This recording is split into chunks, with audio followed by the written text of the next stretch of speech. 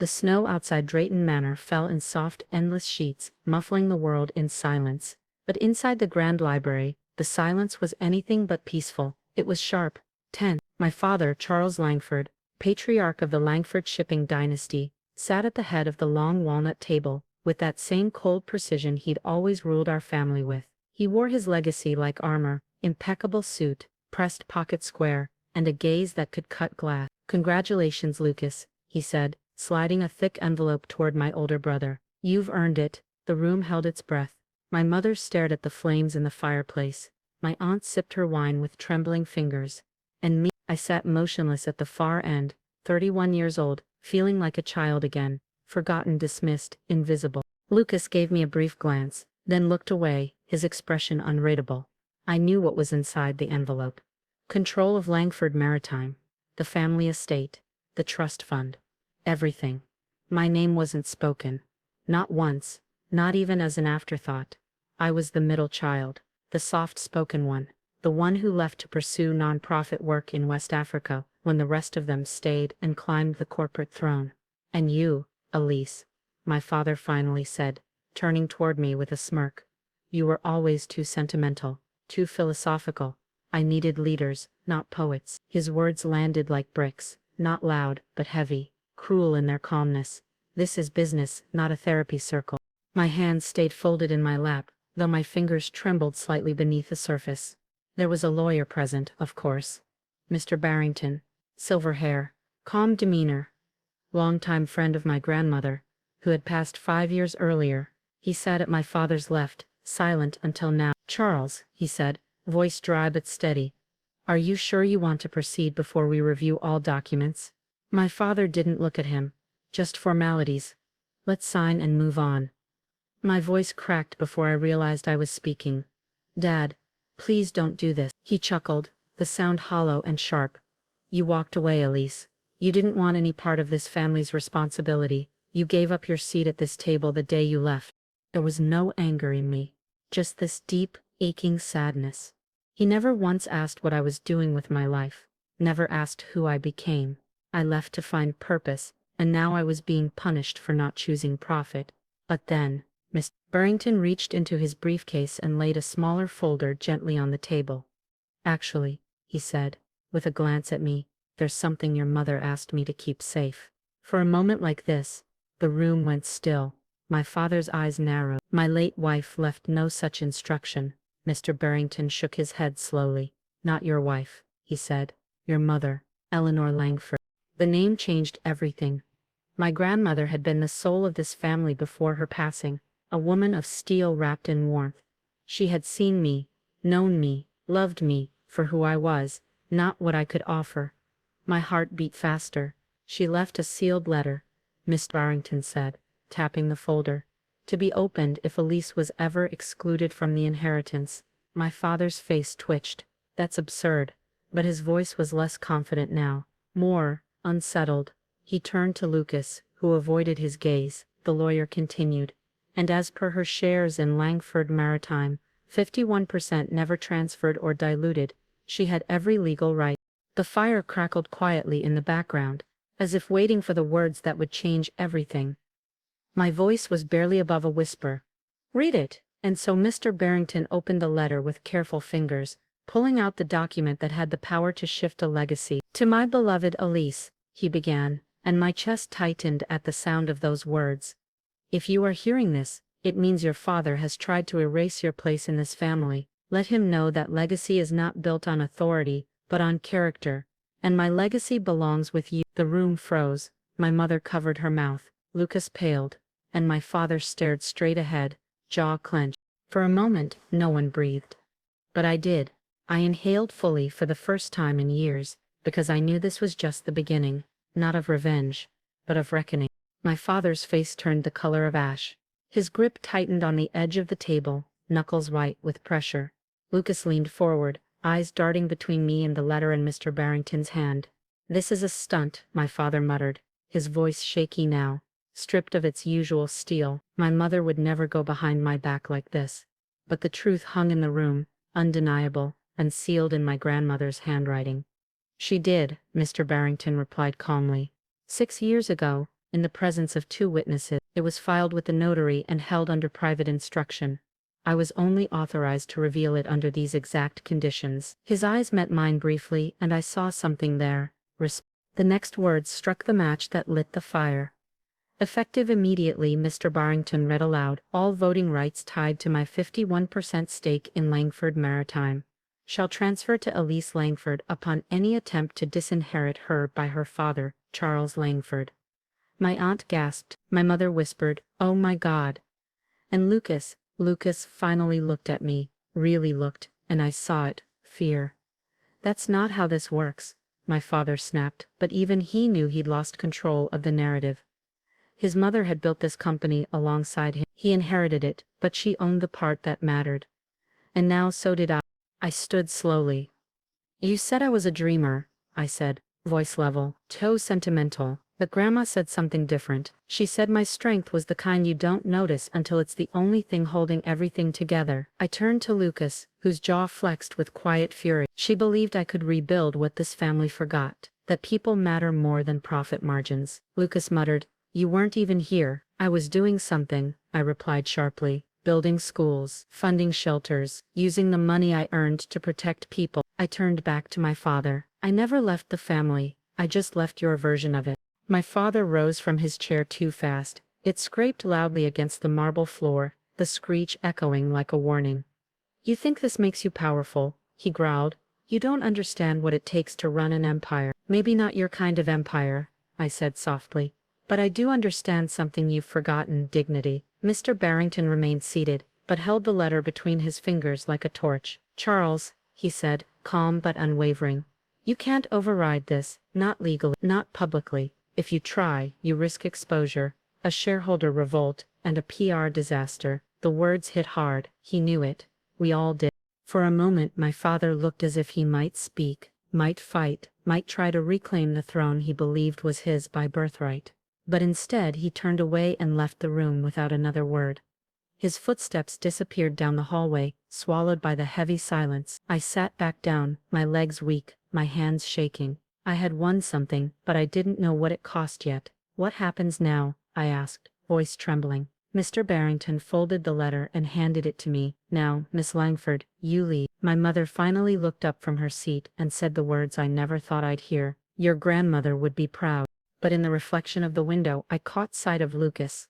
His eyes dark, jaw clenched, lips forming one promise I could hear in my bones. "This isn't over." The following days were a blur of meetings, whispers, and cold glances. The news spread fast. Elise Langford had returned, and not as a guest, but as the new majority voice of the Langford legacy. Some welcomed it. Others waited, like vultures on a ledge, watching to see if I would crash. I didn't try to dominate. I observed. I sat quietly at board meetings, took detailed notes, asked questions that made some uncomfortable. I didn't fire anyone. Not yet. But it didn't take long to uncover the rot buried beneath the marble and mahogany. This wasn't a company. It was a machine powered by loyalty, silence, and fear. Employees whispered in corridors. A marketing assistant slipped me a folder labeled confidential before rushing off. It revealed manipulated numbers, inflated invoices, and evidence of internal blackmail. Someone had been pulling strings behind the scenes, using money and threats to maintain control. That someone was Lucas. For years he'd been acting as the heir in all but name, pushing out whistleblowers, reshaping policies, promoting those who kept their heads down and mouths shut. I understood then. He didn't want the company. He owned it in practice. I was the only thing that stood in his way of making it official. I confronted him late one evening, under the low glow of the hallway sconces just outside my office. "Why?" I asked. "Why go this far?" He didn't even pretend to play innocent. "Because you were never meant to come back," he said calmly. "You made your choice, you left us. You don't get to walk in here and take everything."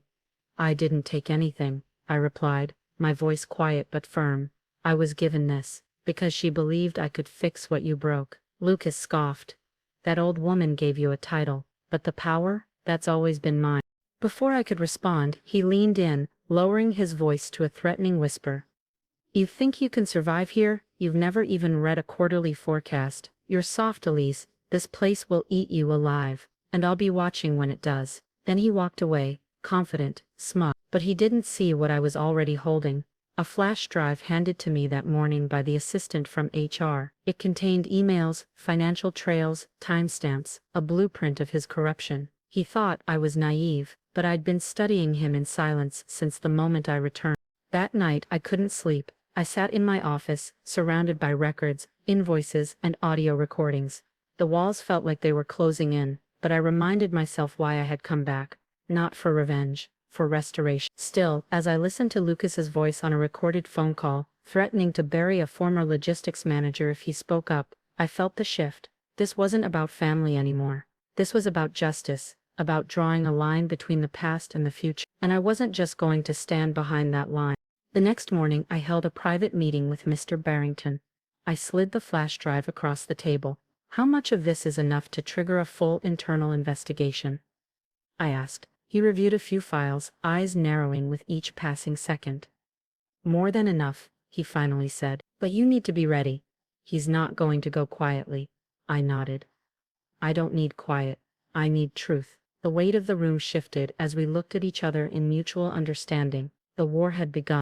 But later that night, I received an anonymous envelope under my office door, and inside was a photograph that made my blood run cold. It was taken inside my apartment. The photo was recent. It showed the interior of my apartment, my bookshelf, the coat I'd worn yesterday draped over the armrest. Even the framed picture of my grandmother on the wall. It wasn't just a message. It was a threat. My breath caught as I scanned for more clues. Nothing written, no fingerprints, just the unmistakable feeling that someone had been inside my sanctuary. I sat motionless for minutes, letting the weight of it settle. This wasn't a corporate power play anymore. It was personal. Lucas had always been cruel in calculated ways, but I had underestimated just how far he would go to protect the illusion of his throne. I handed the photo to security the next morning and asked for a sweep of the building, but I already knew what they'd find. Nothing. Lucas was too smart for carelessness, but what he didn't know was that I'd started building a network of my own. Quietly, strategically. Rosa, an administrative assistant who had been with the company for over 30 years, reached out that day. "He used to do this," she said gently, sliding a cup of tea onto my desk. "Not the break-ins, but the intimidation, the pressure. He'd dig into personal lives, use old favors and fear to keep people quiet.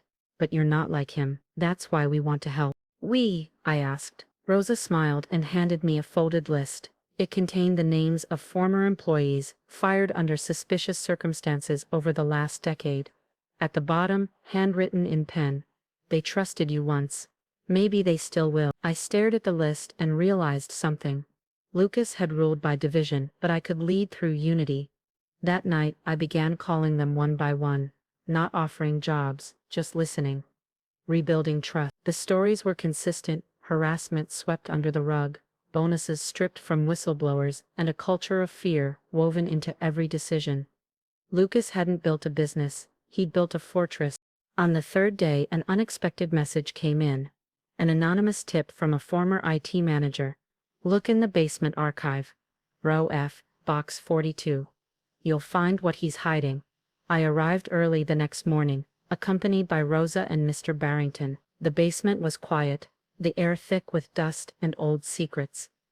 We found the box exactly where it was said to be. Inside, burner phone receipts, ledgers marked with initials that didn't match company records, and a printed spreadsheet listing offshore transfers totaling nearly $8 million. "This," Mr. Barrington whispered, "is more than fraud, it's federal." I felt something shift in my chest, not fear, not vengeance, but certainty. Lucas hadn't just tried to sabotage me, he'd betrayed the very fabric of the company. I spent the rest of the day documenting every detail, creating a secure backup, but I didn't call the authorities yet. Not because I was protecting him, but because I needed the timing to be perfect. A board meeting was coming up, one that Lucas planned to use to call for my resignation. He didn't know I held the match to his paper empire, and I planned to light it at the exact right moment. That evening as I left the office, I saw Lucas standing in the parking lot. Arms crossed, expression unreadable. "You're making a mistake," he said. I looked him straight in the eye. "No, Lucas, I'm correcting one." The boardroom felt colder that morning.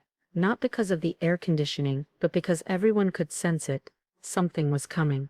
Lucas sat at the head of the table, confident as ever, his tie crisp, his smirk subtle. "Let's get this over with," he said, tapping his pen impatiently. We've all read the reports. Elise may have the title, but this company is hemorrhaging stability under her watch. Some heads nodded. Others stayed low, unsure. We need a vote, Lucas continued. Today, the company needs real leadership, not a soft-hearted idealist with no executive experience. The words hung heavy. The power move had begun. I didn't flinch. Instead, I slid a folder across the table, stopping right in front of Mr. Hawthorne, the most senior board member. Before any vote, I said evenly, I think everyone should see what's actually been going on behind the curtain. Hawthorne opened the folder. The others leaned in as he pulled out documents, financial audits, vendor invoices with discrepancies, ghost accounts traced back to Cayman registries. Lucas's face didn't change immediately, but the room did. Murmurs turned to silence. My voice stayed calm. These aren't accusations, they're verified, and they all point to one person. I stood and walked toward the projector.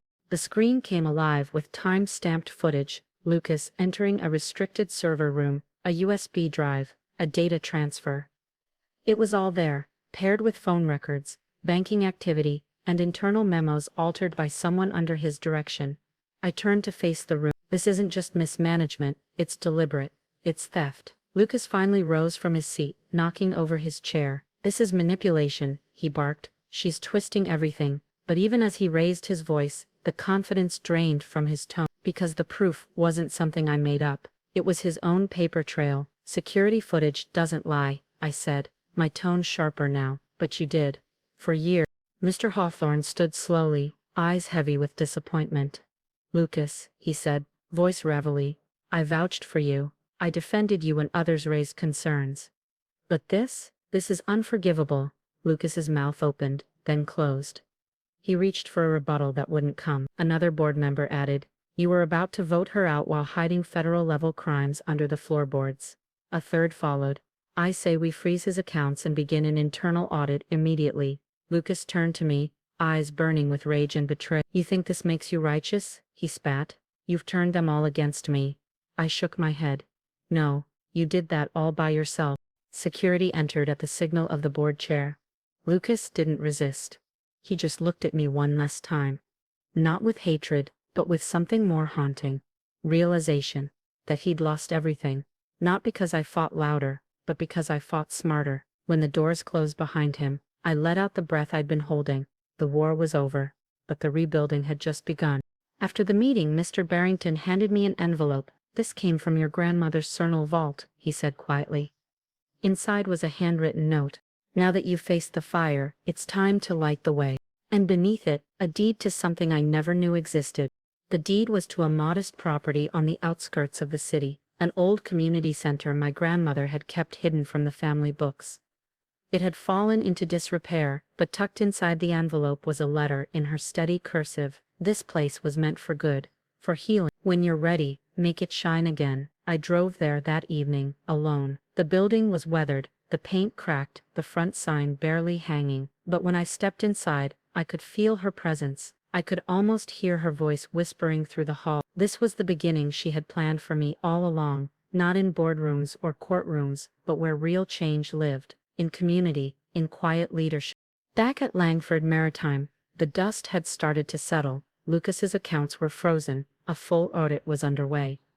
The media caught wind of the scandal, but instead of painting me as the aggressor, they labeled me the quiet heir. Articles described how I dismantled a corrupt regime, without yelling, without vengeance. Shareholders sent letters of support. Employees, once wary and cautious, began to smile when I entered a room.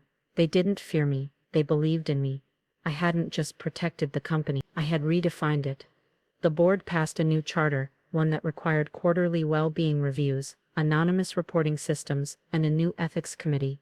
We weren't just cleaning house, we were building something new. Then one morning, a small envelope arrived at my desk. No return address. Inside, a single note written in Lucas's handwriting. I was wrong. You didn't take power, you inherited courage. I see that now. No apology, no plea, just an acknowledgement. And that was enough. I folded the note and placed it beside my grandmother's compass and the deed to the center. 3 pieces of a puzzle that told the whole story, not just of revenge, but of becoming, of stepping into the space I was always meant to fill. Not because I shouted louder than anyone else, but because I refused to break even when silence tried to erase me. Weeks passed, then months. The company didn't just survive, it flourished. We rehired over 24 wrongfully terminated employees. New clients arrived, drawn by the transparency and purpose we began to embody, and the old community center. It was under renovation, funded by Langford Maritime's new Legacy Initiative, a foundation to support mental health, veterans and survivors of abuse. It bore a new name engraved in brushed bronze over the doorway, the Eleanor Center. Every decision I made now echoed with her wisdom. I didn't do it alone. I did it because of her. Because she saw the version of me I hadn't become yet, and believed I would rise. One rainy afternoon, as I walked through the newly finished center, Rosa met me in the hallway with a smile. "Your grandmother would be so proud," she said. I nodded. "I hope so." She paused. "What's next, Ms. Langford?" I looked around the room, filled with sunlight and possibility. "What's next," I said softly, "is making sure no one here ever feels invisible again." And with that, I stepped into the light of my new future, not as a warrior, not as an heir, but as a builder. Because sometimes the greatest revenge isn't tearing someone down, it's standing tall in the very place they swore you'd never belong, and then opening the door for everyone else who was once told the same.